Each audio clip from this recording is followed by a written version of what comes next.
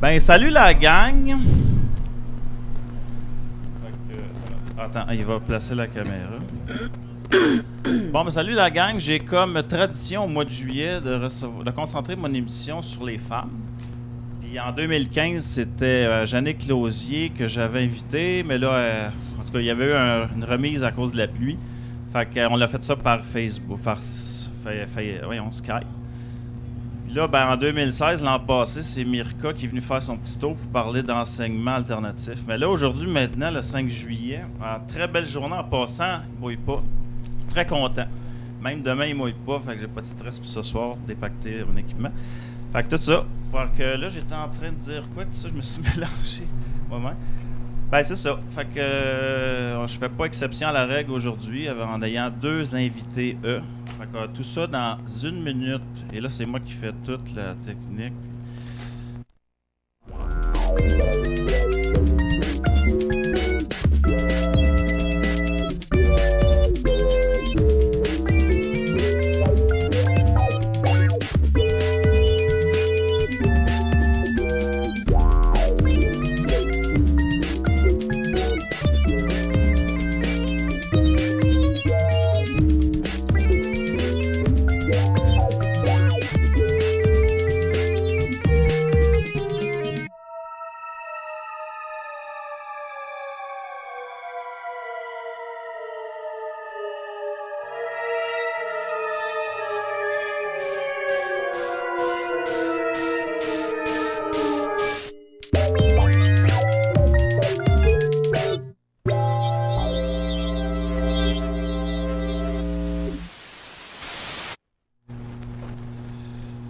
Bonjour, j'ai des pitons à pitonner. Pour voir la belle enseigne, belle bannière. No guys, only gals. Ça, c'est du jargon américain, je sais pas. C'est un peu péjoratif, gals, là. Vous allez chercher sur Internet. Les Charlie's Angels dans direct la Maison Jaune. Oui, avec un point d'interrogation, parce que je savais pas quel invité viendrait. Fait que moi, je me sers de tout ça comme paramètre pour faire des arts, tout ça. Ben c'est ça, c'est une émission 100% consacrée sur les femmes, à part moi, évidemment. Fait que, ben là, on va revenir, attention. Bon, je me mélange moi-même. À un moment donné, il y a quelqu'un qui va prendre les commandes de la console. Ça peut finir de manger. Ouais. Fait que c'est ça, c'est en remplacement de Martine Léonard, qui était désignée comme remplaçante de Marie-France Cyr, elle-même remplaçante d'Isabelle Roux. Puis j'avais tout écrit un gros des heures sur Isabelle, en tout cas, une couple de lignes, là, avec des jokes, tout ça. Ben là, je suis obligé de mettre ça dans les poubelles. Mais c'est pas grave, on va s'adapter. Fait qu'en remplacement de tout ça, j'invite ma mère, ma maman, Claudette Saint-Jacques. Bonsoir, Stéphane. Salut. Ben aujourd'hui, on va parler, ben c'est ça, là, 100% féminin. Fait que les autres invités qui se remplaçaient, ils étaient un petit peu comme toi, ils s'intéressaient beaucoup à la lecture. Il y en a qui sont écrivaines, traductrices. Marie-France Cyr était traductrice aussi. Fait que c'est ça. Toi, t'as lu, j'ai évalué chez vous quand je suis allé en préparation à l'entrevue, en calculant tout ça, que t'as lu à peu près plus que 5000 livres. Ça aurait-tu du sens, qu'est-ce que je dis là? Ça aurait pas mal de sens, Okay. oui. Ça fait longtemps que je lis, moi.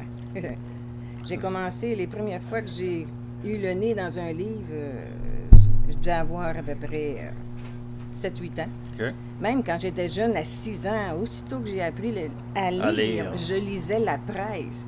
Je comprenais absolument rien, mais je lisais pour lire. Puis j'ai toujours aimé les livres, j'ai toujours aimé ça, puis j'ai toujours eu le nez dans un livre. De ta vie, là. Oui. Tu as fait comme Alex Jones disait là, au 18e siècle. Je pense que le monde, quand il parlait niveau journaux, mais dans ce temps-là, c'est-à-dire que c'était très sophistiqué. Là, aujourd'hui, on dirait qu'on perd du langage avec l'électronique, tout ça. Puis qu'on dirait que le langage prend un coup. Un peu comme dans le film 1984, le Big Brother. On dirait qu'il jouait avec le langage pour essayer de rendre le monde quasiment comme des singes là, qui ont un vocabulaire de je sais pas comment, une couple de milliers de mots. Toi, tu as travaillé, là maintenant tu es à la retraite, puis tu as travaillé pas mal toute ta vie à la bibliothèque de Saint-Sauveur. On est à Saint-Sauveur ici présentement. Ah oui, j'ai pris ma retraite l'année passée. Ça faisait à peu près au moins une trentaine d'années que je m'occupais de la bibliothèque de Saint-Sauveur. Puis la bibliothèque, elle s'est déplacée un peu dans le temps. Oui. Elle a commencé sur la rue de la Gare. Aujourd'hui, c'est la petite bâtisse, la Toison d'Or. Oui, c'est ça. Dans le temps, c'était très petit. Hein? C'était comme 2 bibliothèques en une. Il y avait un côté en français et un côté en anglais. Oh, oui. Ah, mais t'as pas été aussi... Oui, après. Ouais, où c'est dans les années... le comptable qu'on connaît. Ça remonte loin, là. En 88 ou 89... Là, on a déménagé dans un endroit beaucoup plus grand. Ceux qui connaissent le restaurant Mose, là, c'est dans l'édifice du restaurant Mose en arrière. Là, on est tombé dans un espace pas mal plus grand. Puis là, actuellement, c'est le centre des loisirs. Puis c'est ça. Chalet Pauline Vanier. En 80... Il a été construit pour ça. Là, oui. On avait eu une subvention du gouvernement pour construire une nouvelle bibliothèque.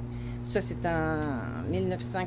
ça a été construit à l'automne 1992. Puis on a ouvert le 1er janvier 1993. Ça a été quelque chose. C'était la première à rentrer là, en fait, comme bibliothécaire. Oui. Puis disons que dans le temps, au début, quand on était dans les autres bibliothèques, tout ce qui fonctionnait là, à mitaine, on avait des petites cartes sur papier puis tout ça. Puis en 1994, on est devenu informatisé. Donc, ça a été quelque chose. Centralisé que la bibliothèque centrale. Oui. On fait partie du réseau Biblio des Laurentides. Puis... Donc, j'ai une boîte ici. Là, on ne voit pas, là, mais je l'ai volée. Okay. Je ne l'ai pas volée. C'est des affaires empruntées que le monde ne réclame plus. Ceci appartient à notre bibliothèque centrale. Ça fait comme religieux quasiment. Notre père. Ça doit être une vieille boîte. Mais à ce moment-là, quand on a fait la transition, là, c'était quelque chose. Parce qu'on est passé là, du papier dans une petite boîte avec les ordinateurs. Puis disons qu'au début, les ordinateurs, c'était pas évident.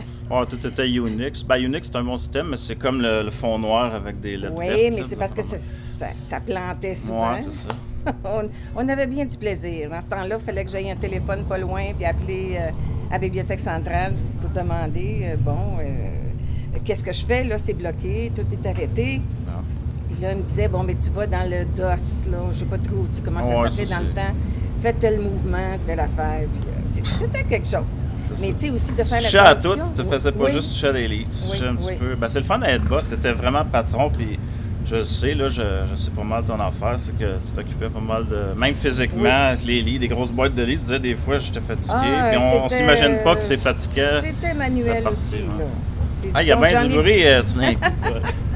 J'en ai vu passer des livres, on peut dire. On va laisser passer. On va laisser passer les motos. Fait que, c'est ça, les classes. Là, je vais arrêter de dire FACA, je suis tanné. Je m'écoute tout le temps, je dis FACA des milliers de fois. Alors, y a-t-il quelque chose de mieux qu'alors?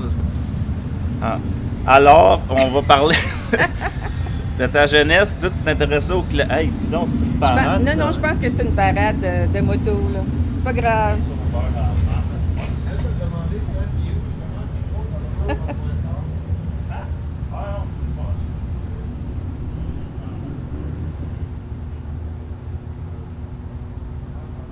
Je parle pas fort. OK. J'ai une solution pour ça, on dirait qu'on n'entendait pas assez. Non, c'est beau. Moi, je parle assez fort. C'est ça. Je vais parler un petit peu plus fort. OK. C'est ça, les classiques. Moi, j'en connais un petit peu. Moi, je me rappelle, tu disais Stephen King. Tu as lu pas mal tous les livres de Stephen King. Oui. Mais j'ai commencé par mes vrais classiques, là, les classiques du 18e siècle. Là, quand je travaillais au début à Montréal, j'ai travaillé avant d'arriver à Saint-Sauveur. Tous mes classiques comme Zola, Balzac, Hugo, Stendhal, j'ai tout lu ça. J'ai lu ça quand j'avais 17 ans. Après ça, là, je suis tombée dans la science-fiction, genre, tu sais, Jules Verne, ça, c'est plutôt... Il me semble que c'était pas un genre que tu aimais beaucoup, mais là, dans ces classiques-là, c'est un autre genre de science-fiction. C'est de la bonne science-fiction, pas Transformers. Tu parles de Stephen King? Non, je parle de qu'est-ce que tu disais. Mais les classiques, mais ça, c'est des classiques, c'est pas de comme la science-fiction. Jules Verne, je fais ça dans des visionnaires. Jules Verne, c'est des romans anticipés, d'anticipation. Visionnement. Oui, c'est ça. Puis après ça, là, je suis tombée, là, vraiment dans Stephen King. Ça, là, c'était... j'ai tout lu. Ça, je tombais dans le fantastique. Tolkien aussi, qui a fait Le Seigneur des Anneaux. Ça, j'ai lu ça aussi. Oui, juste hier, j'ai écouté enfin le 3e film de le Hobbit, là. La bataille des 5 armées, là. C'est vraiment bon. Il y avait une bataille épique de Legolas, tu sais, le gars qui est... C'est Orlando Bloom, je sais ça. Avec les beaux yeux bleus puis les cheveux blonds. Les films, c'est différent. Ils jumpent sur la glace, puis... là, on n'est plus dans les livres, on est dans... Non, mais il y a beaucoup de films qui sont faits à partir de livres, dont Le Seigneur des Anneaux. Que moi, je considère qu'il est mieux en film qu'en livre. Parce qu'ils en ont fait des versions assez longues, les premières trilogies. Il y avait une version sur le DVD plus longue. Bon, attendez 2 secondes. Il y a quelqu'un sur le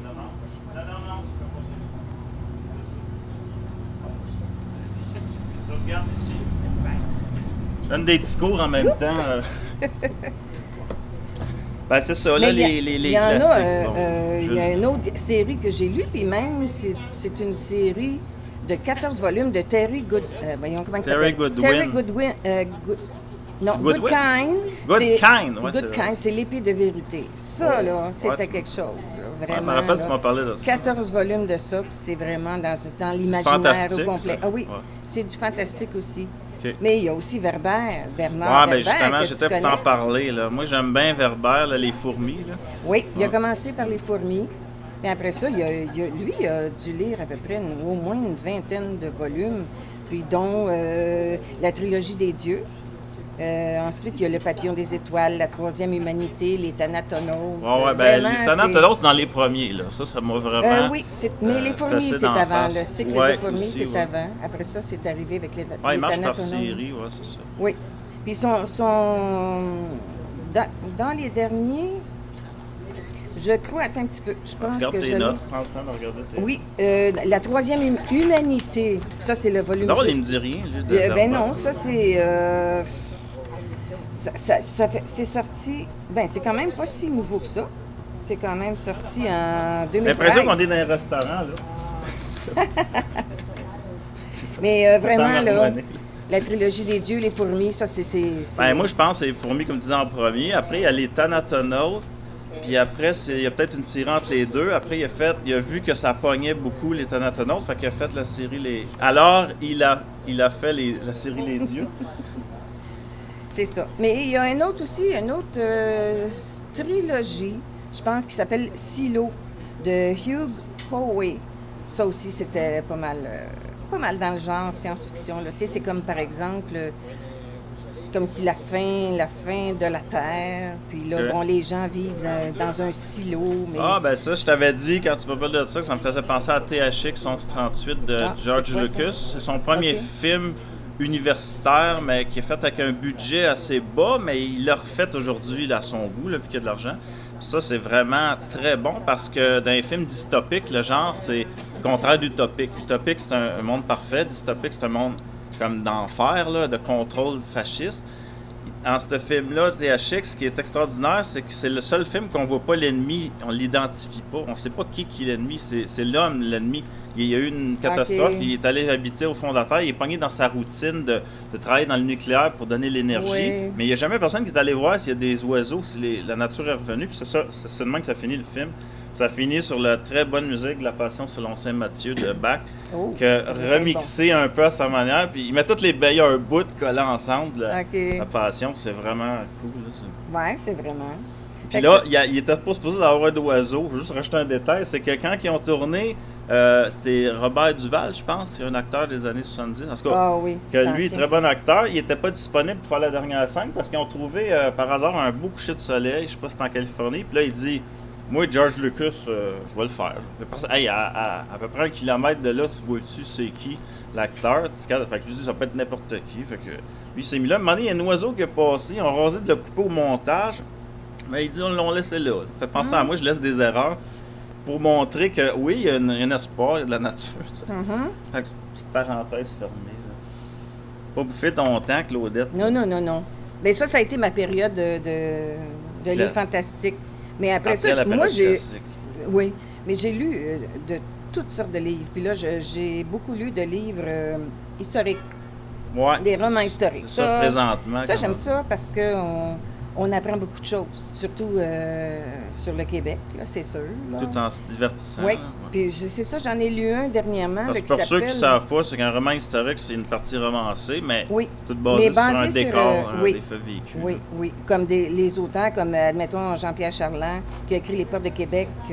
Bon, c'est de l'histoire du Québec, puis aussi sur le Richelieu. Il y a, mon Dieu, Pauline Gill qui a écrit La Cordonnette, puis elle a écrit Le Docteur Irma, qui a été la première femme médecin ici. Ça, c'est tout romancé, mais c'est basé sur des faits qui sont exacts. De Michel Langlois, qui a écrit aussi sur Québec, la ville de Québec, la ville de Montréal, plein d'autres personnes, Michel David, René Forget. Il y a même un monsieur de Saint-Sauveur là, qui vient de sortir un livre. Ouais, tu m'as parlé de ça. Oui, monsieur Clément Fortin, qui est à sa retraite, puis maintenant, il a écrit... il visitait ça, la bibliothèque? Oui, il vient nous voir à la bibliothèque, puis il nous a donné, gracieusement, son dernier livre qui est sur Guy Turcotte. Il dit, le livre s'appelle Guy Turcotte, Ruse ou folie. Il l'a fait... C'est qui, lui, Guy Turcotte? C'est un personnage c'est celui historique. qui a assassiné ses deux enfants, là. Tu sais, le docteur... Oh boy! Moi, je cherchais quelqu'un dans l'histoire. Non, c'est ça. Quelque chose de contemporain, là. Ah, c'est assez contemporain, ça. Puis... Comme quoi que je sais pas tout. Moi, c'est ça. C'est sûr qu'on sait jamais. Personne ne sait jamais tout, hein. Mais c'est ça. M. Fortin, il l'a fait sous forme de roman. Mais c'est quand même un genre documentaire, un peu que je trouve, moi. Alors, il y a eu plein de livres d'histoire, puis il y en a un que je viens de finir, qui s'appelle « Amour et patriotisme ». Mais ça... Juste avant d'en parler, là, tu te rappelles-tu de l'auteur que je cherchais, là, qu'il faisait des jeux de mots pour bien là, le marketing, que le monde se souvienne de sa c'est pas une trilogie, il y a 7 livres, je pense. Il fait tout ça avec des couleurs, c'est tout historique. La misère noire, la bebelle rouge, je sais pas trop, la blanche. En tout cas, il y a toutes les couleurs, puis ça fait référence à des expressions québécoisoises. Oui. Je sais pas si il faudrait quasiment que je cherche Internet. Mais en tout cas, tu peux y aller, je vais peut-être chercher. Celui-là que je viens de lire, ça s'appelle Amour et patriotisme. Ça se passe en 1775. Puis là-dedans, on apprend que les États-Unis, ça c'était après que... Quelle année, 1776? En 1775. OK, c'est avant la Révolution américaine. C'est à peu près en même temps. J'ai appris là que... je ne l'ai pas appris, mais on a pu se développer dans ce livre-là que les États-Unis avaient voulu annexer... non, c'est ça, là. Ils en ont même parlé le Canada. Ça se peut-tu qu'ils ont passé une publicité? Ah non, c'était un documentaire que j'avais vu avec toi qui parlait de Montréal, puis il avait parlé de ça. Là, on l'a vu il n'y a pas longtemps. Ça. Ils se sont même rendus, ils voulaient s'emparer de Québec, Montréal et Trois-Rivières. Ils se sont rendus jusqu'à Trois-Rivières, mais rendus à Québec, ils ont eu de la résistance. De la résistance de la part, puis parce que l'armée, les bateaux d'Angleterre sont arrivés. L'armée britannique. C'est ça, ils sont arrivés juste au bon moment, parce que sans ça, il y aurait peut-être, entré dans la ville de Québec, puis finalement, ça s'est bien toi, terminé. S'il n'y aurait pas eu d'aide des Britanniques, ça... non, c'est sûr on aurait été américains aujourd'hui. Je pense que oui, peut-être. Ça, le monde le savent moins, mais ce que le monde savent, c'est qu'à cause de, je ne sais plus que le roi de France, qu'on aurait pu avoir toute la côte est, la moitié de l'Amérique du Nord, comme côté est, jusqu'en Louisiane, Floride, compagnie. Il y a eu plein. Donc, il n'y aurait pas eu la Florida, le film. Je l'ai vu il n'y a pas longtemps, la Florida. Mais il y a eu des Québécois, c'est-à-dire des Français, qui se sont rendus jusque dans l'ouest, puis dans le sud des États-Unis aussi. Il y a encore des villes qui sont françaises, des noms de villes qui sont français. Oui, c'est ça, justement, Louisiane. Là. Alors, ça, c'est le genre de livre Jean-Charles, il a du fun. Là. Il se promène d'une station à l'autre. Caméra, homme à tout faire. Jean-Charles? Nous deux, on fait tout. Là, je suis en train, sans que ça paraisse, chercher Mise à Noir de André Mathieu. C'est André Mathieu, c'est ça. Que je vais essayer de voir sur André Mathieu. C'est 7 livres, puis c'est de l'histoire ancienne. Ça nous rappelle le bon vieux temps. Là. C'est juste pour citer toutes sa saga, là. Je vais essayer de trouver sur Wikipédia. Là. Non, c'est pas nécessaire. Non, c'est juste pour les nommer. Là. Attendez 2 secondes. Oui, je l'ai. Vive l'Internet. Bibliographie.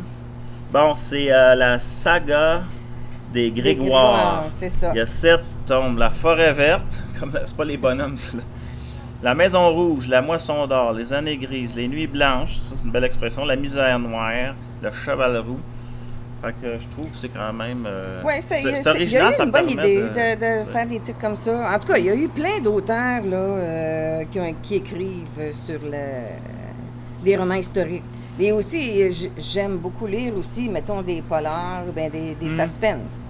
Je sais que Christine Bruyet vient juste de sortir un livre qui s'appelle « À qui la faute ». Puis c'est une très bonne auteure. Puis, mais on dirait que la mode, là, présentement, pour les auteurs de l'Europe du Nord, soit de la Suède, de l'Islande, du Danemark. Dans cette catégorie-là de livres. Oui, puis c'est très à la mode parce que depuis à peu près une dizaine d'années, là, comme Mankell qui a écrit Indridason, ils ont des noms bizarres. Je connais pas à moitié des noms que tu dis, mais c'est pas grave. puis la mode, toute catégorie confondue, c'est quoi là aujourd'hui en littérature? Y a-t-il un pays, y a-t-il une forme d'écriture là? Tu disais polar, c'est-tu science-fiction, c'est-tu parce que d'un côté science-fiction, tu m'as toujours dit que ça c'était pas super poignant, tu sais que ça poignait dans l'histoire, mais c'était toujours là. C'est parce que la bonne science-fiction, il y en a rare, très peu. C'est ça, ouais. Il y a Dune, non? Dune, oui. Dune, ça, c'était une série qui était quelque chose dans les premiers. Géogénérie, chemtrail, alerte rouge. OK. C'est ça. De la bonne science-fiction qui est vraiment bonne. Quand tu en prends un livre, tu peux plus. Là, il me revient, là. Tu m'as inspiré à écrire des livres avec... voyons, c'est quoi déjà le nom? Excusez, je cherche. Un auteur? Je vais en dire un autre pendant que je trouve l'autre. C'est Autre Monde, l'ancêtre de la Matrice. Ça a été écrit, je sais pas qui c'est qui a écrit, les frères Wachowski, là, qui ont fait la Matrice. L'Autre Monde, ça me dit parce que Autre Monde, c'est une série de 5 romans, des briques vraiment épaisses, puis ça précède le scénario de la Matrice. C'est dans un monde virtuel, tout ça, dans des tanks, là, tout ça. Mais je sais pas qui a vu ça. Je me demande si c'est pas Chatham. Le nom, je me rappelle plus, mais là, je cherchais l'autre roman, c'est Calique avec les portes distraites, tout ça. Les portes des étoiles, ce genre de choses-là, non? Ouais, mais ça ressemble à ça. Ça a été inspiré du roman que je cherche le gars. C'est Hyperion. Bon. Ah oui.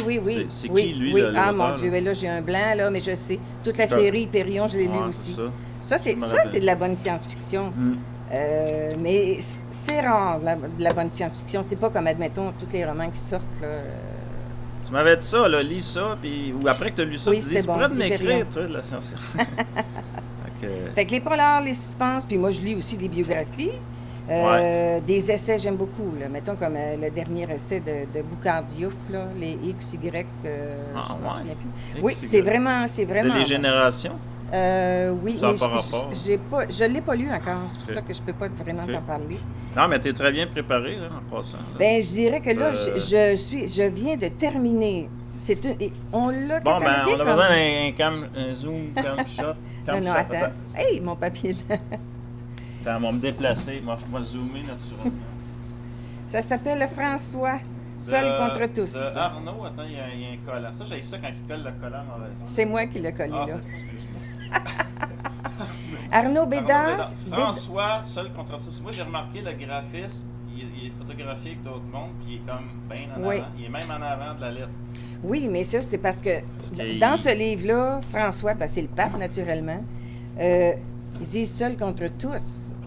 C'est vraiment comme une biographie, mais je dirais que c'est comme un essai, parce que ça, c'est un reportage journaliste d'investigation qui l'a rencontré plusieurs fois, le pape. Puis, donc, c'est officiel, c'est pas une biographie. Oui, non, c'est vraiment un documentaire, c'est vrai, ça, là. C'est vraiment, puis le pape... c'est comme s'il disait là-dedans quasiment que ses jours sont comptés. Il vit... Comme Kennedy, là. C'est parce qu'il combat à l'intérieur puis à l'extérieur, aussi, à travers le monde, puis dans son environnement aussi. Fait qu'il n'y a pas d'avis nulle part. Veux-tu que je te lise un petit bout? Oui, vas-y. Ça, c'est été dit par un ancien jésuite argentin qui s'appelle Mariano Castex. Il dit « C'est une évidence, le pape François se met réellement en danger. Par exemple, face à des catholiques très exaltés, la mafia ou l'État islamique.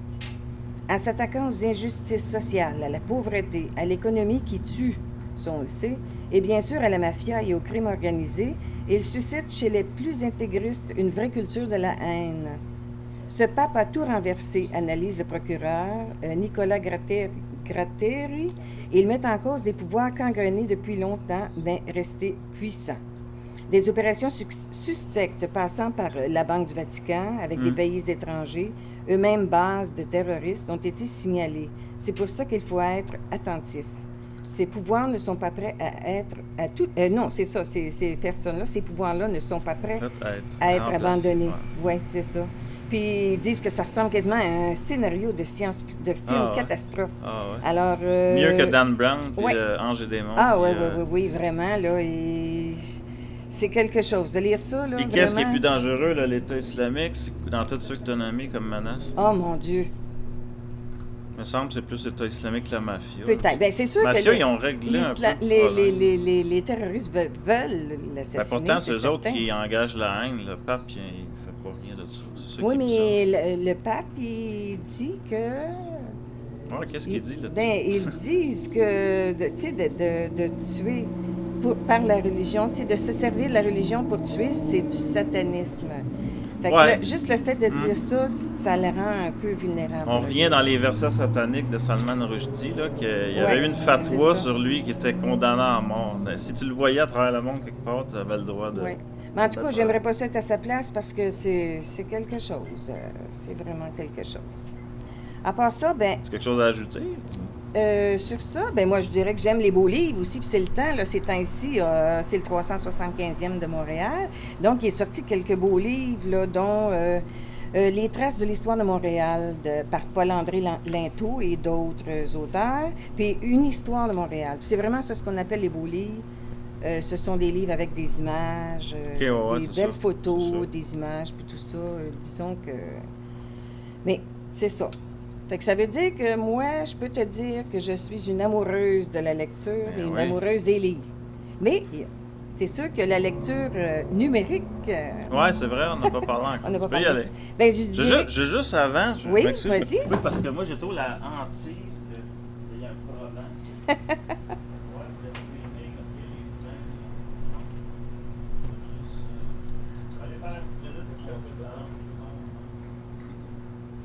On m'entend d'ici. J'ai déjà fait une émission, il y avait l'image sans son et l'autre, c'est le son sans l'image. Oui. Alors, c'est toujours mieux de vérifier. C'est pas un problème, Rachel, elle va tout arranger ça. Ah oui. Non, c'est pas ce genre de service-là. En tout cas, comme vous voyez...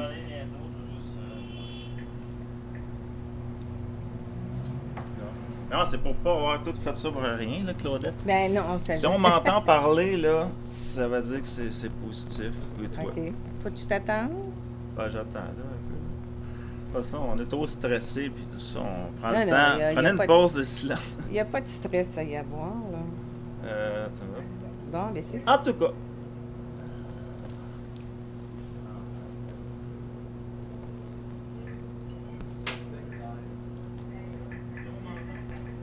Oui. Je vais faire des cours de feedback. Tu as 2-3 tracks en piline par-dessus l'autre. Une fois, ça m'est arrivé, je faisais mon test. J'étais rendu à 3e track dans piline. Tu sais, je me parlais par-dessus moi-même. OK. Je me coupais la parole.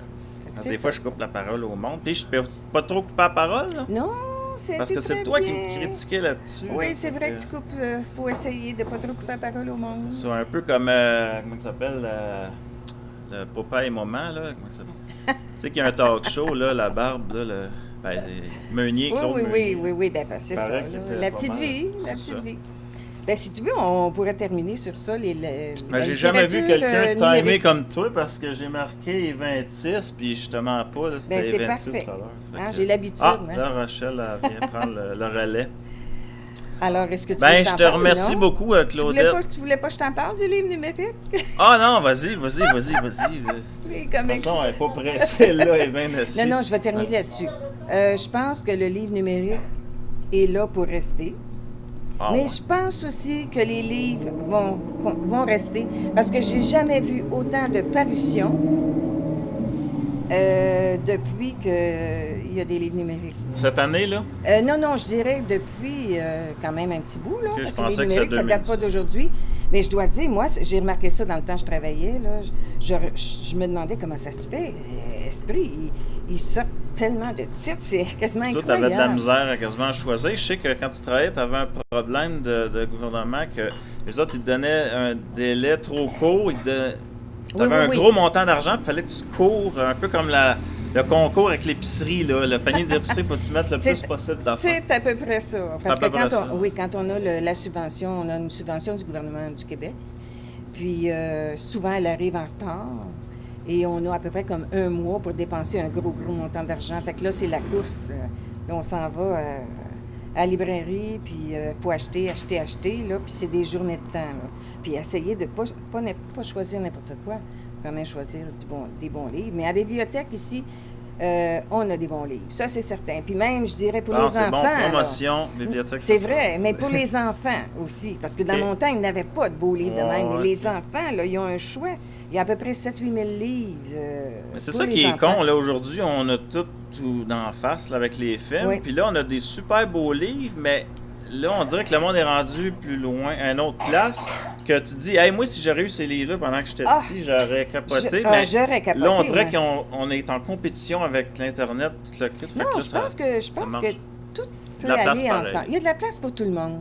Puis le livre numérique, tu dis, c'est... Oui. Parce que moi, je dis que ça fait mal aux yeux. Non, mais moi, je dirais que le livre numérique, le meilleur emploi qu'on va en faire, c'est quand on part en voyage. Okay. Au lieu d'amener à peu près une pile sur les pages de livres. Tu l'espace. C'est comme l'iPod, là. Exactement. Tu as tous les livres, tu fais ton choix. Mais moi, j'ai jamais lu qu'une livreuse Kindle. Une liseuse. C'est-tu fatigant, les yeux? C'est une liseuse. Si tu veux commenter, je te l'ai dit, la règle, c'est qu'on t'entende. Je t'approuve à 100%. Les livres... Oui, ça fonctionne. Les livres vont rester certains parce que moi personnellement, je déteste lire, même les communiqués que je reçois de l'école. Il y a des fois que c'est 2-3 pages, je vais l'imprimer. Moi, c'est rare. C'est rare. OK, sur un ordi, j'avoue que c'est pas pire. Sur les petites affaires, c'est trop petit.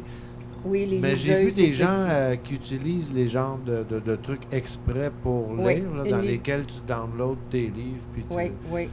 Marie-France aurait été pas mal experte de parler de ça, mais moi, ce que je voulais savoir, c'est que c'est-tu fatigant? Ils ont-tu mettre une imagerie, un écran qui est reposant? Je pense qu'aujourd'hui, là, il y a des écrans. Les écrans des liseuses sont organisés. Comme un petit plastique buffé. Oui, c'est sûr. Mais disons qu'il n'y a rien comme un bon livre. Ce livre-là, il ne ferait jamais de défaut. Hein? Des fois, la liseuse, elle peut ne pas fonctionner, puis là, tu as le goût de la prendre, puis l'envoyer par là-bas. Oui, c'est ça. Tandis que ton livre qui est à côté de toi, il va toujours être... Il ne manquera jamais d'électricité. C'est ça qu'il disait, comment ça s'appelle, Danny Laferrière. Là. Je l'avais bien aimé. Moi, je suis pas bon imitateur. J'avais évité pas pire chez maman. Puis il parle comme ça, je sais pas trop. En tout cas, il disait que le livre, c'est un livre très moderne, là. C'est que, ça manque jamais d'électricité. Puis, non, c'est ça, il est toujours là. Il est fidèle. Fait que c'est certain que moi, je vais continuer à lire dans un vrai livre. Puis il n'y a rien comme de prendre un livre neuf, de l'ouvrir, tu sens juste un peu l'imprimerie. Ah oui, écoute, c'est comme une voiture neuve. Oui, la voiture neuve, c'est ça sent tout le temps. Un livre, c'est la même chose. Surtout les beaux livres, qu'est-ce qu'on appelle les beaux livres, là, avec, qui sont imprimés en couleur, avec des photos, tout ça, là. Ça sent un peu. Moi, il y a un beau livre que tu m'avais passé, c'était des images satellites de la Terre, puis c'était tellement abstrait que tu étais sûr que c'était de la peinture. C'était tellement haut que c'était des mélanges de couleurs, bleu, vert. C'est magnifique, c'est sûr. Fait qu'il va toujours avoir des livres. Puis il va y avoir des livres numériques aussi pour ceux qui aiment ça. Bon, je te remercie. Puis on a parlé de pas mal tout. Fait que après la pause, ma deuxième invitée va venir nous rejoindre. Doriane. Fait que je vais aller m'installer pour... C'est moi le tech, là, un peu. Là, Rachel a peine aimé ça. OK. Excuse, je vais me mettre... Elle voyait pas que j'arrivais. Wow, t'es dans là? Non, c'est moi qui change les caméras. Là, c'est Rachel, mais là, c'est moi qui vais mettre la pause. C'est une pause qui parle d'un produit que je fabrique, l'argent colloïdal.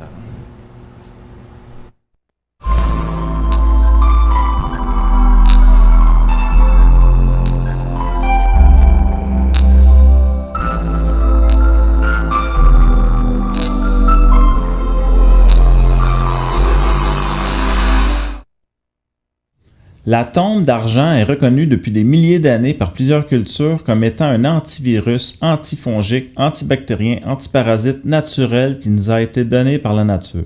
L'argent n'est pas un minéral essentiel pour le corps, mais un support au système immunitaire en cas de maladie ou pour la prévenir.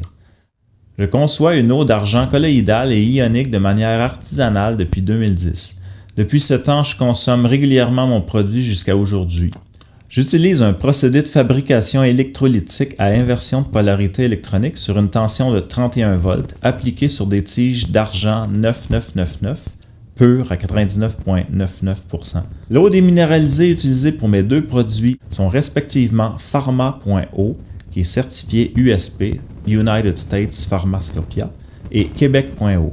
Pour des infos supplémentaires ou pour commander, allez sur le site labo.versatile avec un s.biz.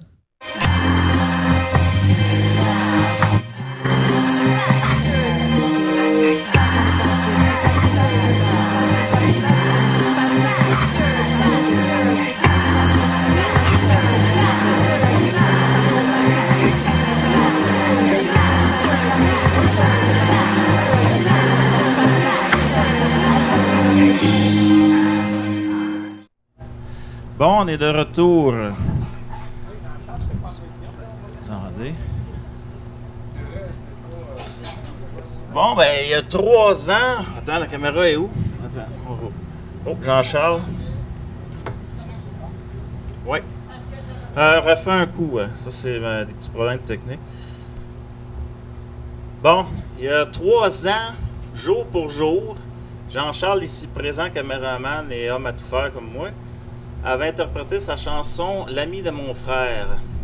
Maintenant, c'est la fille du frère, la fille de son frère dont il est question, ou la fille du frère à mon ami de mon point de vue, ou sa nièce en fait. De toute façon, moi, toutes ces affaires-là, ça me mélange les liens de parenté.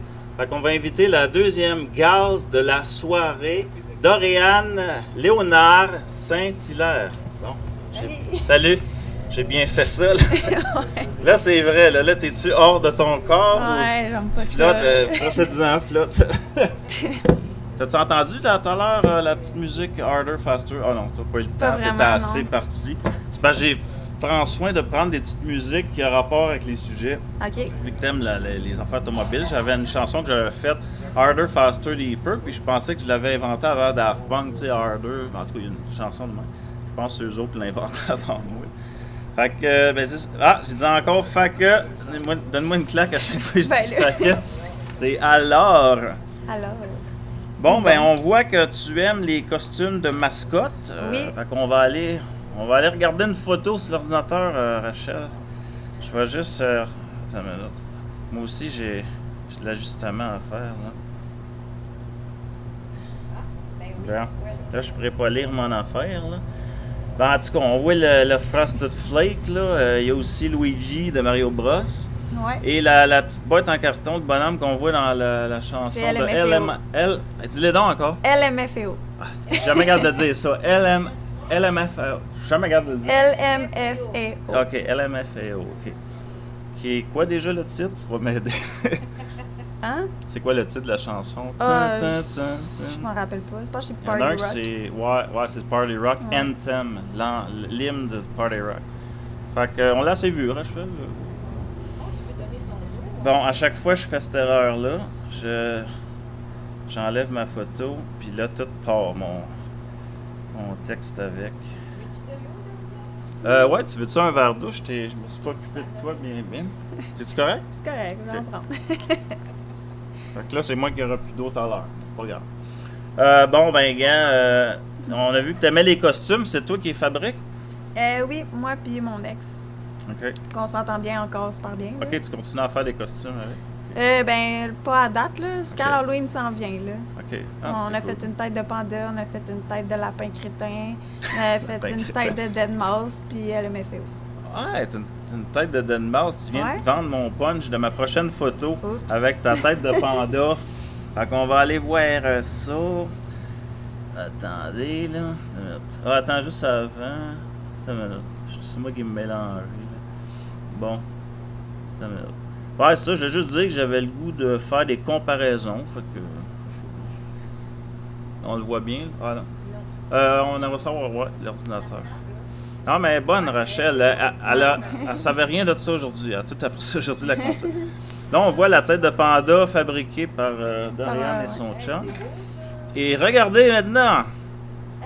Regardez le lien. Dead Mouse. Mais c'est bizarre, tu as dit que tu avais fait un chose de Dead Mouse. Ouais, j'en ai une. Là, tout ça, c'est un petit peu une similité. Le gars, il est trop gêné, lui, avec, pour se montrer la tête. Fait que il s'est fait un... Hey, à chaque fois que je fais la même erreur, faut que je fasse commande W. Fermer la fenêtre. Fermer les châssis, comme on disait. Quelqu'un disait. Bon. Ok, on n'a pas besoin de voir ça. Ça, c'est mon texte. Le monde n'est pas supposé de voir ça. Fait que moi, mon but, c'était d'inviter des filles au goût particulier. Donc, moi, je pense que tu en as un. Fait qu'on regarde ton compte Facebook, on voit que tu as un penchant pour l'automobile. Oui. C'est pas mal. Fait qu'on va voir une photo encore. Excuse-moi, Rachel. Il en reste une autre, puis après, tu vas pouvoir tomber en caméra 1. Ça, on voit ici Dorian Léonard, signature. Fait que, ben, c'est bizarre, au début, je pensais que c'était un genre de cours à scrap, mais non, je jouais un mouvement de char. Fait que c'est pendant un genre de course, c'est ça? Ouais, ben ça, c'est de la course de bazou.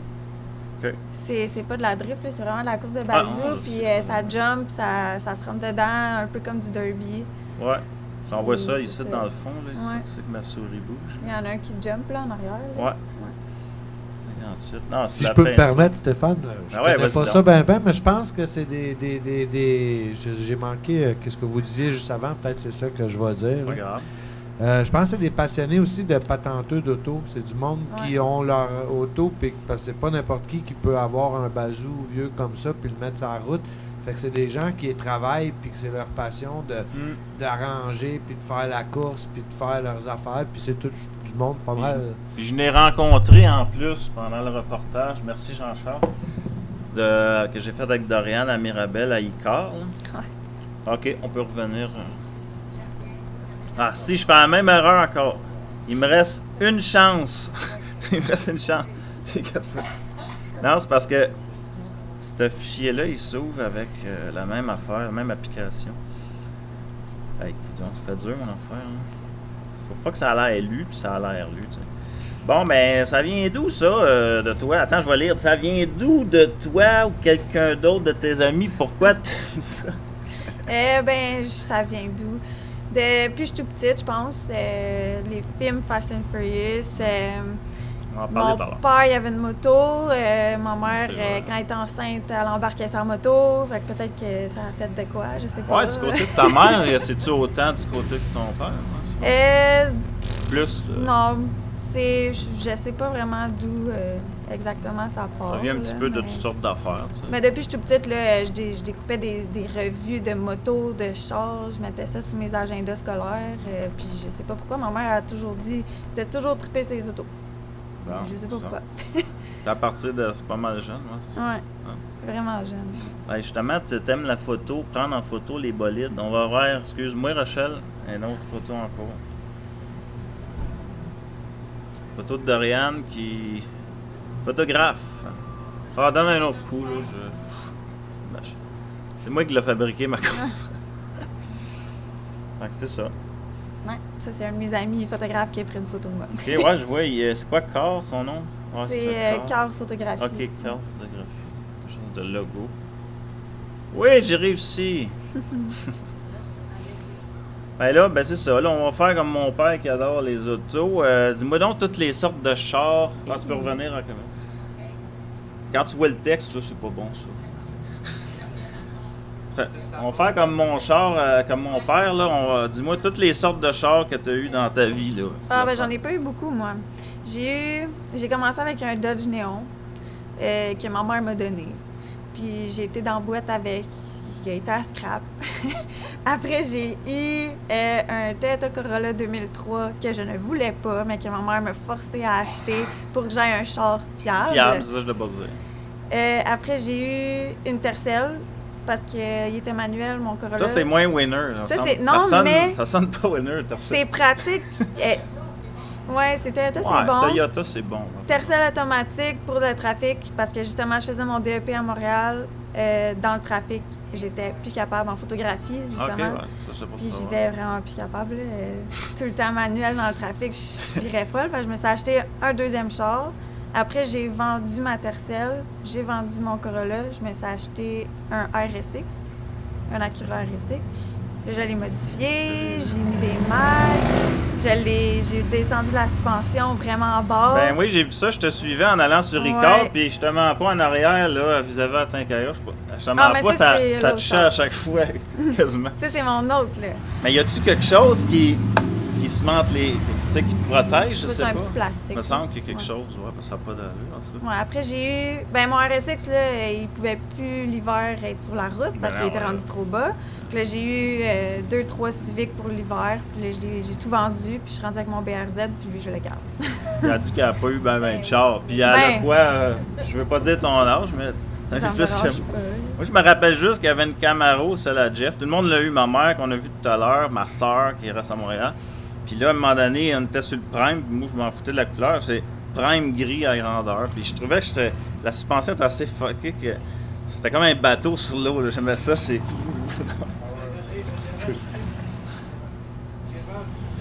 Fait que là, le char que tu rêverais d'avoir, là, tu sais. OK. Si t'aurais les moyens, là. Il y en a plusieurs, mais soit la NSX, la vieille NSX ou la nouvelle NSX. Là, il y en a juste 2 modèles, la vieille et la nouvelle. C'est Acura. Je suis vendue Acura. Okay. Même si j'ai un Subaru BRZ, là, mais... Ouais, c'est bizarre. Le monde, des fois, sont pognés sur des marques. Comme Jeff, c'était Camaro. Là, il a switché à d'autres chars. Toi, c'est Subaru. Bon, Jean-Charles, il veut parler. Ah non, OK. C'est thumbs up, OK. Ouais, j'ai juste lavé vite pour pouvoir reculer du gazebo. Mais il est tout plein sale. En tout cas, vous, ça intéresse peut-être personne, mais moi, ce que j'aimerais avoir, c'est l'Audi TT. J'aime bien les formes rondes, ballonnées, là, un petit peu, là. Puis ouais. Attention, c'est une émission pour femmes, là. On dit pas des mots-clés comme ça. Beau derrière. OK, c'est beau.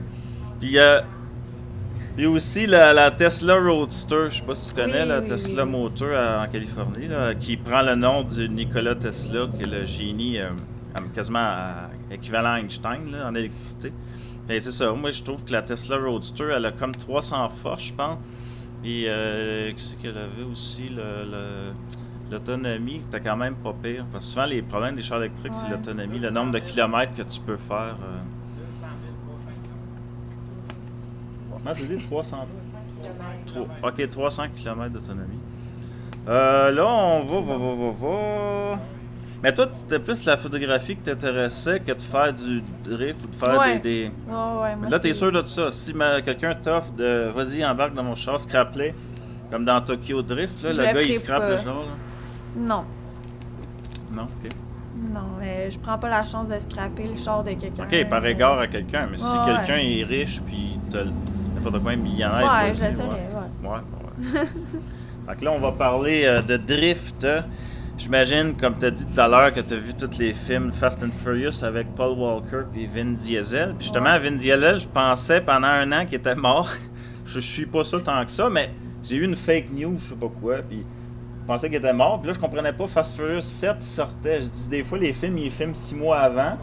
Ouais, c'est Paul Walker qui est mort.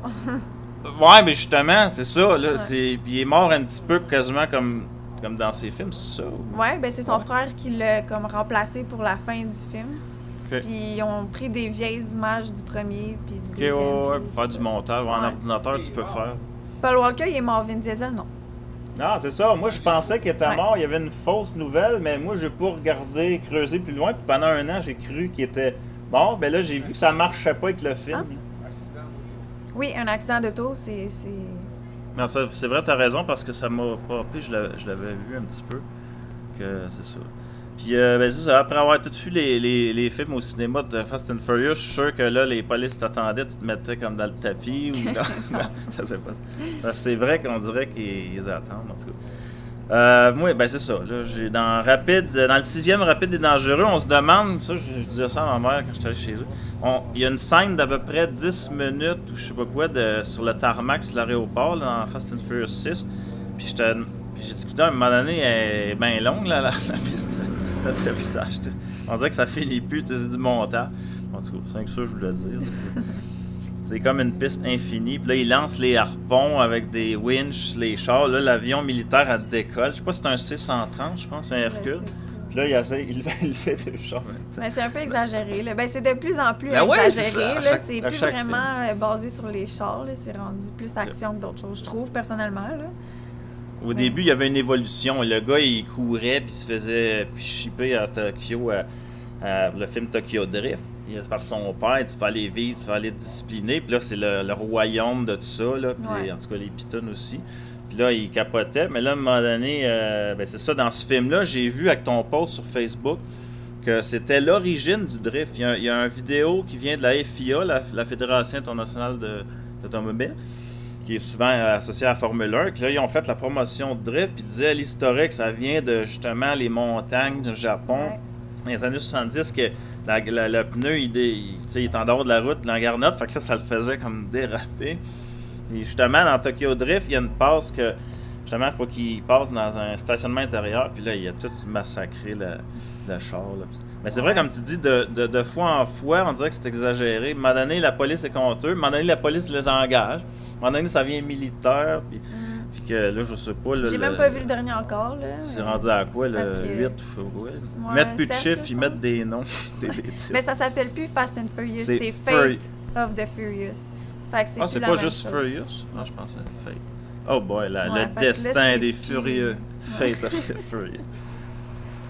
Fait que moi, je pense que t'es trop jeune pour ça, mais t'aurais sûrement aimé ça. Shérif, fais-moi peur, très mal traduit. Je l'ai vu. Ben oui. Okay. Ah, le film? Oui, moi j'ai vu. T'as pas vu les épisodes télévisuels? Non, mais non, Shérif, fais-moi peur, c'est con, là. Je pense que c'est quoi donc? Faudrait que je me... Le film que t'avais vu, c'était avec Willie Nelson, Jessica Simpson. Ouais, j'ai vu ça. 2 chanteurs, c'est bizarre. Et, c'est quoi déjà? C'est The Dukes of Hazzard. Bon, ouais. Hey, aide-moi, Jean-Charles. J'essayais de chercher The Dukes of Hazzard. Bon, c'est beau, merci. Tu peux retourner à ce que tu disais. Parle avec ma mère. Fait que c'est ça, là, la scène en spirale dans le stationnement, je n'ai parlé. Moi, j'ai ma petite idée comment en faire, là, surtout après le reportage. Et là, elle attend ça depuis ce moment. Là, faut que tu aies fait tes classes. Tu vas m'expliquer comment qu'on fait pour drifter.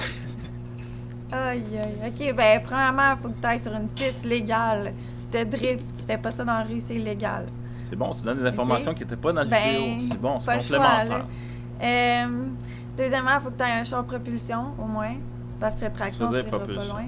Propulsion, tu veux dire arrière, là. Oui, en arrière, que ça spinne en arrière. Ça marche pas. Plus que tu as de l'angle dans tes roues, mieux que c'est.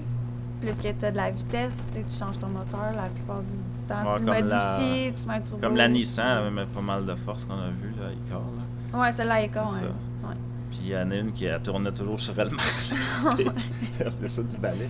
Non, mais là, c'est le fun. Tu donnes des informations qu'il n'y avait pas. Puis l'angle des roues, j'ai pas compris. Comment tu peux arriver à 72 degrés, là? Tu parles-tu le rayon ou je sais pas quoi? Quand le char tourne, c'est l'angle de la roue avec le char. Roues, que dans le fond, il est parallèle. Ça s'appelle un kit d'angle. Les link kits, là, les link kits qu'on appelle. Pas un link kit, mais un kit d'angle. Un kit d'angle, mais il y a toutes les patentes à gosse que ça te coûte cher au garage, là, les link kits. T'as pas besoin de link kit. Non? Ben, il y a un, je sais pas si tu penses, ton ex, lui, il avait mis ça en parallèle, il avait flushé un morceau de char, comme tu disais tout à l'heure. En cheval, il y a le monde qui fait. Il l'a fabriqué homemade, là, quasiment avec des poteaux de. Ben oui, on va voir ça tout à l'heure. On va voir ça va être le fun. Puis là, c'est ça, l'angle, ben c'est ça, c'est carrément l'angle par. C'est ça, là. Ouais. Ok, comme ça. Parce que 36 pour l'automobile normale, puis 72, c'est ça qu'il m'avait dit. Fait que, ben c'est ça, mais de toute façon, on va se le faire expliquer par un expert dans la vidéo. Fait que, c'est ça. Tiens, je vais aller mettre ça. Ah oui? Non. Je vais présenter le reportage.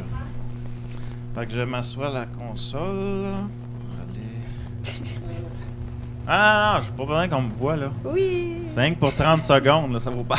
Oui, mon oncle. Là, oui, la caméra est plus braquée sur moi. Non, c'est correct, t'as rien. Il n'y a pas de sueur qui tombait de même, qui Mais non, dégoûtait de même, là, comme André-Philippe Gagnon. Là. Bon, ben on y va pour un petit reportage de drift.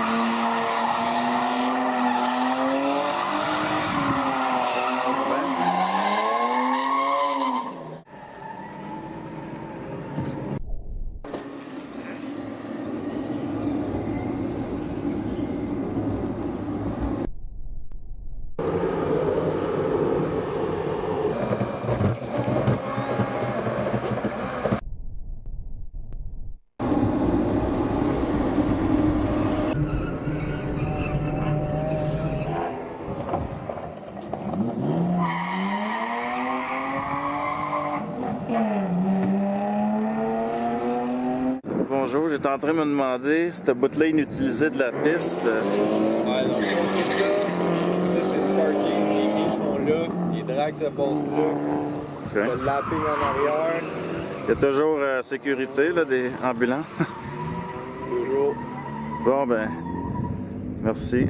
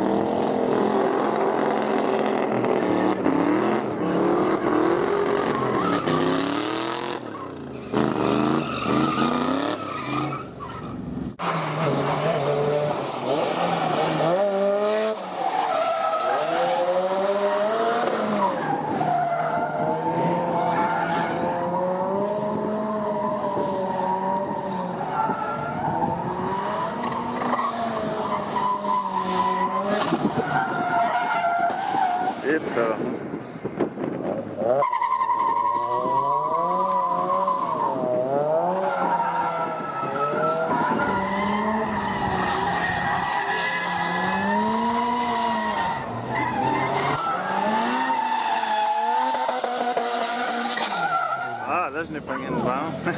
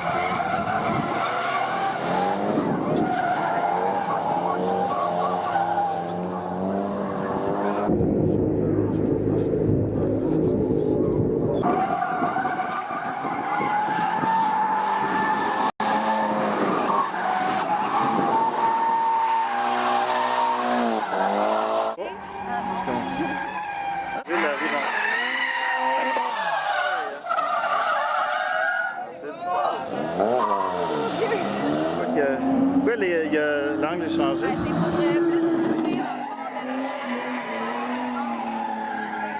On n'a rien entendu, mais c'est pas grave.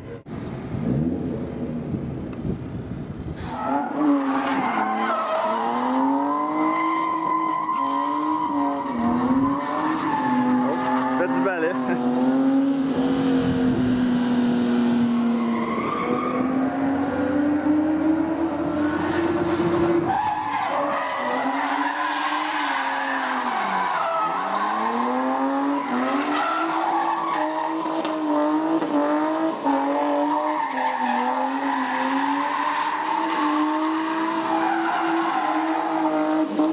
Filmer là. Bonjour, ton nom? Juste ton prénom. Ton prénom. Tommy, t'es pilote? Ouais, pilote en DMCC Pro pour ma première année comme le Drift Canada. C'est quoi ça, DMCC? DMCC, c'est Drift Mana Canadian Championship. Ah, ok, c'est bon. Moi, j'aimerais ça savoir c'est quoi faire un dérapage, qu'est-ce que ça prend, là, les affaires de base. Là. Faire un dérapage, c'est surtout d'aller perdre le contrôle du véhicule, mais avec les roues arrière. Donc, on va aller faire un oversteer qu'on appelle. Dans le fond, c'est on garde l'adhérence sur les roues à l'avant, mais on parle de l'adhérence sur les roues à l'arrière. Le cul se promène en arrière. Exact. Ce qu'on va aller faire, nous, le but, c'est de faire du contre-braquage. Donc, quand le derrière il part en dérapage, nous, on va aller contre-braquer, mais maintenir une glisse. Donc, on va maintenir l'accélérateur pour qu'on fasse vraiment une glisse qui se tient pendant un certain nombre de temps.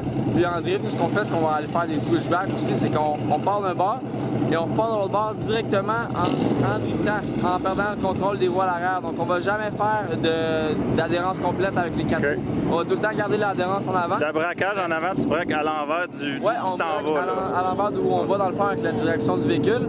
Mais nous, on pointe tout le temps où on veut se diriger avec les véhicules. Donc, dans le fond, ce qui se passe, c'est que le véhicule il est de côté, puis les roues ils sont vraiment contre-braquées complètement. Nous, dans le fond, en drift, on a des kits d'angle. Les kits d'angle, on va aller chercher une meilleure angle avec les véhicules. Donc, une voiture d'origine, ça a 36 degrés d'angle dans les roues. Et nous, nos véhicules, ça a 72 degrés d'angle avec la direction. Donc, ça, on peut aller chercher beaucoup plus d'angle de dérapage. C'est ce qui fait que c'est plus impressionnant aussi. C'est assez apparent. Il y a un char aussi qui est véhicule civil, là, je pense. Ouais, exact. Il y a aussi le break à bras. C'est un break à bras spécial? Oui, dans le fond, le frein à main, c'est hydraulique. Donc, c'est séparé. C'est deux types de freins. On a vraiment lui au pédale et lui avec le bras. Okay. Ça, c'est pour nous faire initier. C'est pour... Il n'est pas direct, il est contrôlé, comme tu dis, hydraulique. Ouais, ça, c'est pour provoquer la perte de contrôle du véhicule avec les roues arrière. Le frein à main, on s'en sert aussi en compétition pour s'éloigner dans le virage. Donc, si on est de côté, en tirant le frein à main, on va s'éloigner en driftant plus vers l'arrière. Donc, ça, c'est le moyen de contrôler la drift. Et quand on y va avec les freins à l'avant, eh bien, on va se rapprocher à l'intérieur du virage. Donc, ça, c'est des techniques de pilotage en drift qu'on va appliquer. Ça devient subtil, puis tu peux faire beaucoup d'affaires avec ça. C'est un petit peu plus poussé, ça, là, ouais. C'est ça. Puis avec un char normal, genre le frein à main, c'est-tu possible de faire ça? C'est possible, mais il faut freiner, tirer vraiment fort. Puis c'est sûr qu'à la longue, on étire un peu le câble, parce qu'une voiture d'origine, c'est un câble. Donc, c'est sûr que le câble, il se fatigue, puis il marche plus à la fin. Ça m'est arrivé de le péter, le câble. Exact. L'expression péter un câble. Bon, ben merci. Je me rappelle même plus de ton nom. Tommy, ça fait plaisir. Parlez pas, mais... Ah, pour vrai? C'est ma tatoueuse, l'œuvre d'art. Pour vrai? Fait que tu l'inities à ça, là. Ouais. C'est cool. Ouais, en gros, c'est pas ça que je fais à tous les jours. Je donne des cours de pilotage. C'est pas de la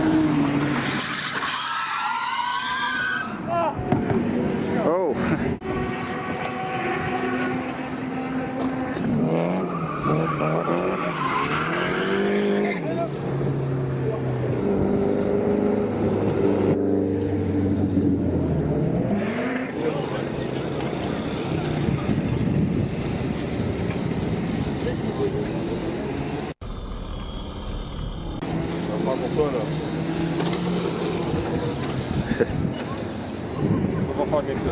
Ah non, c'est cool.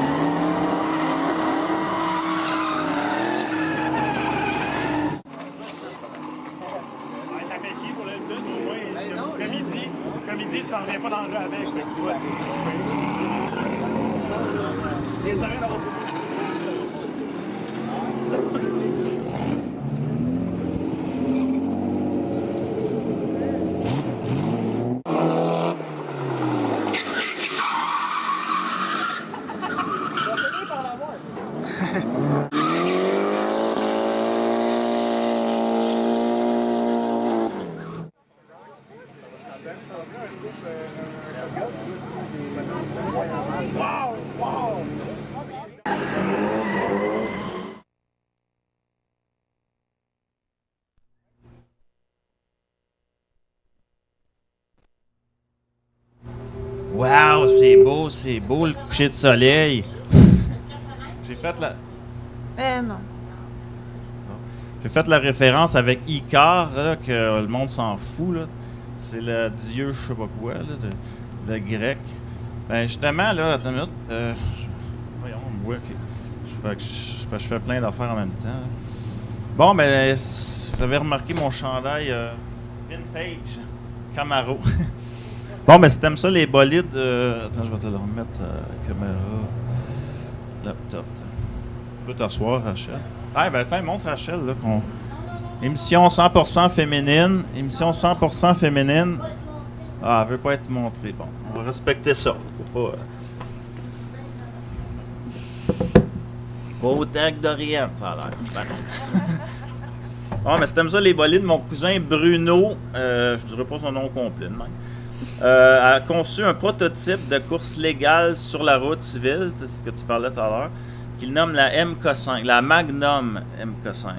Fait que pour comprendre un peu, on va se faire un petit peu d'historique puis retourner en arrière. Mais avant, juste pour... va sur l'ordinateur, Rachel, je vais montrer des photos du site web officiel.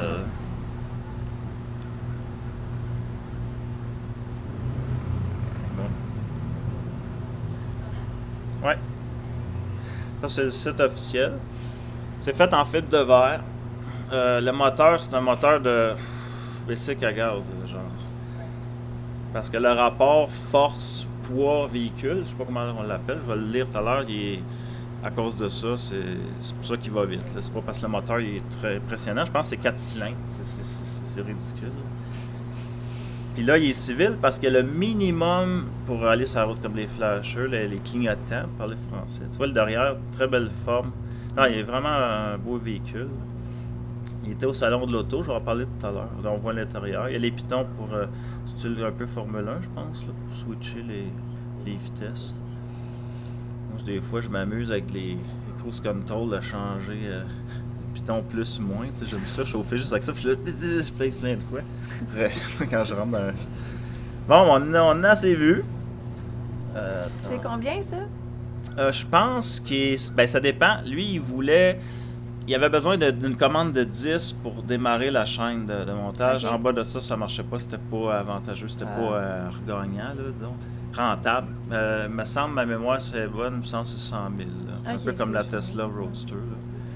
Puis justement, moi, dans ma famille, il y a des liens forts avec l'automobile. On parlait de ça avec toi. Avec, exemple, mon père, il s'est fait courir comme de Dukes of Hazzard par la police une fois. Il pourrait le raconter. Puis là, il a rencontré ma mère, là, qu'on a vu tout à l'heure. C'est grâce à son père, à Bruno, le gars qui a fabriqué le prototype, Jean-Pierre Saint-Jacques. Puis on a parlé de lui un petit peu dans les nouvelles parce qu'il avait retrouvé la photo, on va en parler tout à l'heure. Fait que, il avait rencontré mon père à la compagnie Pratt & Whitney. C'est comme ça qu'il a pu rencontrer ma mère plus tard. Puis je pense qu'il était allé aux courses à Mont-Tremblant, là aussi, là, je pense que c'est ça. Puis, c'est ça. Jean-Pierre il était machiniste, c'est pour ça qu'il travaillait à Pratt & Whitney. Puis mon père, je pense qu'aussi, il était machiniste à ce temps-là. Lui, il a fait de la course automobile, mon oncle Jean-Pierre, le père de Bruno. Fait que dans le fond, Bruno, il a continué, il a fait la lignée de son père avec le MK5, parce que son père il a fait toutes les autres versions avant. Fait qu'il a voulu garder le même nom, comme le MK1, tout ça. Exemple, là, juste vite fait, le MK1 en 70 portait le numéro 77. Ça, c'est son numéro chanceux que Bruno a récupéré plus tard quand il a fait du karting. Un peu comme on a vu tout à l'heure, Tommy. Il a poussé plus loin que la Magnum MK2 en 72, ensuite la Magnum MK3 en 73. Là, il est devenu l'ami de Gilles Villeneuve, imagine-toi, non? Parce que ce dernier lui avait acheté sa MK3 avec laquelle il a gagné 7 courses, OK? Sur 10, là, t'sais. Non, c'est quelqu'un, Gilles Villeneuve. Fait que mon oncle était invité suite à ça à Monte-Carlo avec Gilles Villeneuve. Et récemment, on a parlé de lui dans les médias à cause qu'il était le seul au monde à posséder la photo couleur, la version couleur de la célèbre photo à Enzo Ferrari. Fait que là, on s'apprête bientôt à voir. Fait que là, on a parlé de lui, puis on va aller voir ça. Là. Ouais. Je vais juste enlever ça. C'est la photo originale. Ça, c'est la photo de mon oncle. C'est pratiquement au frame près, là, tu sais. Mais il y en a un autre que j'ai trouvé, c'est ça que je comprends pas. Il dit qu'il est le seul au monde. C'est ça, Claudette? Ça, c'est une autre photo. Oui, c'est une autre, mais oui. Mais c'est ça encore Jean-Pierre, ça? Ou c'est un autre à travers la montre? C'est un autre gars, ouais. C'est un autre journaliste. OK. Bon, petit guidou. Tu peux revenir. Fait que les caractéristiques, ben c'est ça. Le dernier bolide fabriqué par Jean-Pierre Saint-Jacques, c'était le MK4 jaune dans les années 80 qui a coursé à Tremblant. Puis pendant que Jean-Pierre continuait à évoluer dans la très select clique des préparateurs de bolides et des pièces de F1, notamment avec Lotus, William, Renault, ben son fils Bruno, pendant ce temps-là, embrassait lui-même une carrière de pilote. Ça, c'est pas mes mots, ça vient d'un site web, tout bien placé. Il a évolué au sein de la série Kart, puis gravé les échelons de la Formule Ford. Puis en 99, il a raflé le titre de vice-champion en Formule Ford 1600. Je pense qu'il a fait des essais pour la Formule Indy. Je sais pas si ma mère va me corriger. Je crois que c'est pas rendu à la F1 à cause qu'à chaque fois qu'on monte de niveau, là, Kart, Ford, Indy, tout ça, c'est toujours un zéro de plus. C'est genre 10 000, 100 000.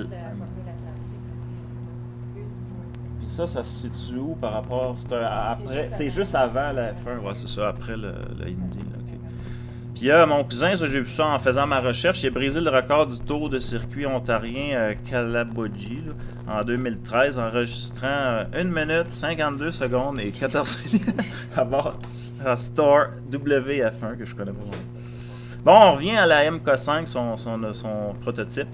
C'est lui qui a conçu la Magnum MK5, donc équipé d'une suspension de compétition, ça peut t'intéresser, à double triangulation avec amortisseur et barre anti-roulis réglables, je sais pas si je te vois, tant à l'avant qu'à l'arrière. Une transmission séquentielle à 6 rapports, un différentiel autobloquant et une répartition de freinage réglable depuis l'habitacle. Si jamais il y a des termes que tu pourrais m'expliquer, peut-être t'en sais, peut-être plus. C'est quoi ça, un différentiel autobloquant? Ben, pour vrai, je connais juste les termes en anglais. Oh boy, ensuite t'as traduit. C'est pas un différentiel en anglais? Ben, différentiel, ça, je sais c'est quoi, là? Non. Rear axle. Rear axle, auto-blocking rear axle, non, ça ne dit rien plus. En tout cas, il y a une répartition de freinage réglable depuis l'habitacle, il y a des pneus ultra performants, j'ai des dires. Là, Par-dessus tout, la Magnum MK5 a une force en virage de 2G, c'est-à-dire 2 fois la gravité là, quand tu tombes en chute libre là, dans les cours de physique. Ça veut dire que c'est ce qui fait dire au pilote Carl Nadeau et dans l'émission Équipé pour rouler, là, que peut-être tu connais. Les forces de 2G en virage, c'est vraiment beaucoup. Avec sa construction bien pensée rend la Magnum MK5 facile à entretenir et économique à utiliser. Elle peut être entretenue aussi facilement par son propriétaire que par un atelier de voiture de sport. Son utilisation n'exige ni équipe technique ni outils spéciaux. Fait que dans le fond, c'est vraiment léger, performant et facile à entretenir. Non, je pense pas que j'en aurais le droit. Elle fait 0-100 km en 3,2 secondes. Là, c'est ça que je parlais tout à l'heure, le rapport poids-puissance, là, c'est un peu abstrait, 460 bhp par tonne ou là, ça a plus d'allure, 2,4 kg par chevaux. Ça a plus d'allure, ça, là, en tout cas, pour comprendre ça, parce que le bhp, je pense pas, ça dit quelque chose. Non, ça me dit. le moteur. Ça veut juste dire que lui, son bolide est tellement léger en fibre de verre, tout ça, qu'il peut avoir un moteur je ne vais pas dire QQ, là, puis qu'il va performer, il va aller super vite. Là. Fait que, c'est ça le rapport poids-puissance. C'est ça que je disais tout à l'heure, c'est un 4 cylindres de quand même 250 forces qui tourne jusqu'à 11 000 tours. Ouais, c'est ça. Un moteur de moto en fait. Le secret, c'est que le body, comme je disais tout à l'heure, est en fait de composite. Fait que le Magnum MK5 a été mis en vedette au Salon de l'Auto 2015 et a été choisi pour la publicité à la télévision. Justement, je pense qu'on va regarder une petite affaire, Rachel, c'est la dernière chose de la soirée, là, sur l'ordinateur. Donc, Bruno, il a fait le Salon de l'Auto. Oh, ouais, tu peux y aller, moi. Ça, avec son MK5, Bruno il a fait la première. Il est en vedette au Salon de l'Auto, puis on a fait une publicité. Là, je la présente pas pour les droits d'auteur. Fait que ça, c'est un frame tiré de la publicité. En fait, la publicité, c'est un gars un petit peu échevelé, comme on voit, là, qui niaise sur son ordi, puis à un moment donné, avec son imprimante 3D, il fabrique le char. Ouais, le genre. Fait que j'étais bien fier de ça. De mon cousin. Fait que là, j'ai pas mal fini en termes de ouais. En fond, il faudrait que je mette un gros message. Ne lisez pas ce que vous voyez en ce moment. Cachez ça au plus sacré. Non, c'est bien bon, là. Non, t'es bonne, Rachel. Pas mal plus que bien du monde. Ben ouais, c'est ça, 10 minutes de cours. Ben c'est ça. Tu peux rester là quand même.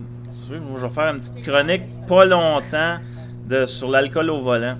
Parce que je sais pas, je dirais pas trop d'informations là-dessus. Je connais du monde qui ont eu des problèmes avec ça. On va arrêter là. Puis même mon ami à Montréal dit hey, essaye pas de te faire pogner avec l'alcool, là, tu vas dépenser de l'argent pas mal avec ça. C'est une machine un peu à argent. Je veux pas blâmer ça. C'est juste que ça sauve des vies, mais on dirait que des fois c'est la comptabilité, là, le gouvernement avec la police, c'est comme essayer de ramasser le plus de cash possible. Fait que là, j'ai voulu vérifier c'est quoi l'alcool au volant avec des statistiques qui viennent de les chiffres de la SAC, là, la Société d'assurance automobile du Québec. Puis c'est bizarre, la SAC, la Société d'alcool du Québec. T'sais, on dirait que le gouvernement, ils veulent que tu bois en conduisant. La SAC, En tout cas, accident du parc automobile du Québec selon le dossier statistique du bilan 2014. Moi, je l'ai vérifié moi-même suite aux publicités choc. Il faut quand même dire que le gouvernement a décidé d'offrir un rabais sur le permis, l'immatriculation, pour récompenser la bonne conduite de la population en payant 2/3 du prix régulier à peu près. Je ne vais pas juste dire de la merde, là, je dis des bonnes affaires, des bons coups. Les victimes d'accidents de la route, 95% de blessures légères, 4% de blessures graves, puis 1% seulement de décès quand même. C'est ça qu'ils disent pas dans les annonces. Ils n'arrivent pas en disant qu'il y a 1% de décès, là. Ils décortiquent le 1%, la moitié, c'est là. Tu sais, genre l'alcool, ça. On va mettre un lien à la fin de ton émission, les Mythbusters.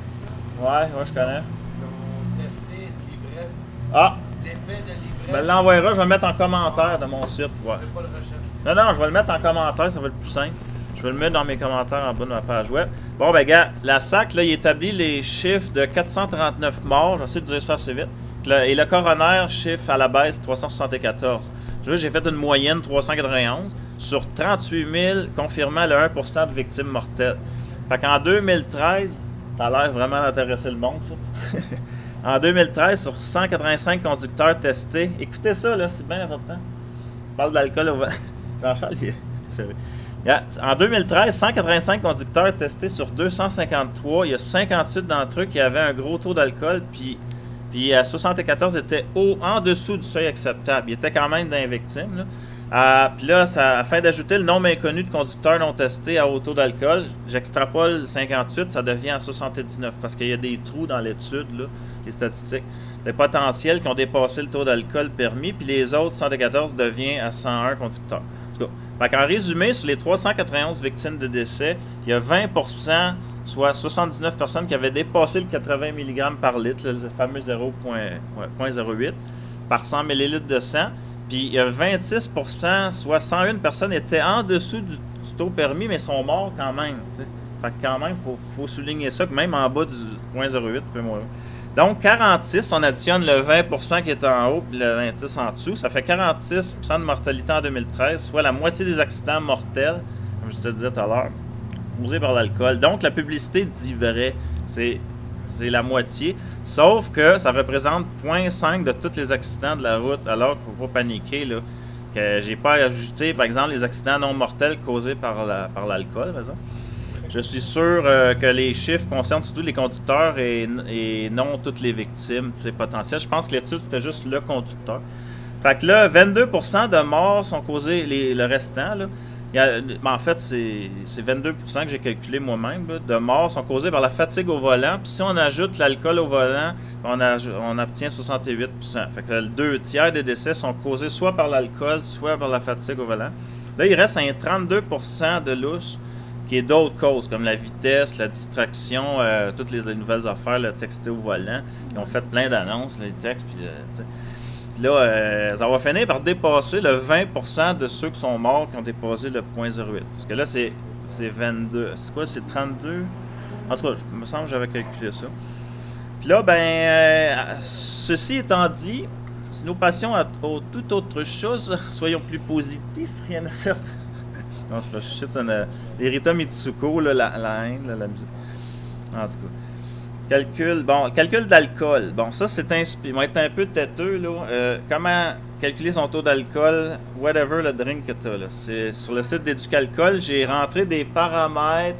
Non, sur leur site, tu rentres, j'ai bu un drink, là, je suis allé au restaurant à telle heure. C'est assez compliqué. Moi, j'ai mis ça tout de suite, dans 15 minutes, je suis en commande. J'ai pris tant % d'alcool. 100%, tu sais, genre. J'ai mangé tant d'affaires. Ouais, ils comptent ça dans les paramètres. J'ai vomi 2 fois. J'ai vomi mon manger. Ah, ça fait une différence dans le calcul? Tu moins d'alcool, j'ai vomi.